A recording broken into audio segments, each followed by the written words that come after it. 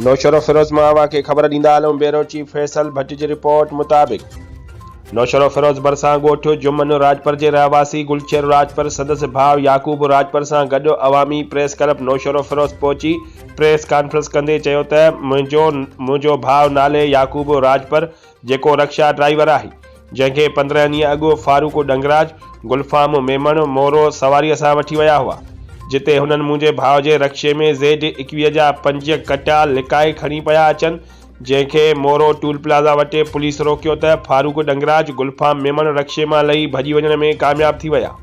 बाद में मुंहिंजे भाउ खे पुलिस गिरफ़्तार करे FIR दाख़िल करे छॾी हुई ऐं Z21 जा 5 ई कटा प्रॉपर्टीअ में ज़ाहिर कया विया हुआ। हाणे बाअसर पीपल्स पार्टीअ जे ज़ोर ते असांखे ब्लैकमेल करे रहिया आहिनि त असांखे पैसा भरे ॾियो, न त असांजो भाउ पीपल्स पार्टीअ में वाइस चेयरमैन आहे, असीं अवां मथां मुख़्तलिफ़ केस दाख़िल कराईंदासीं। असांखे केर बि कुझु नथो करे सघे। असां Z21 जा मेन डीलर आहियूं। असीं सभिनी खे हिसोपति ॾींदा आहियूं।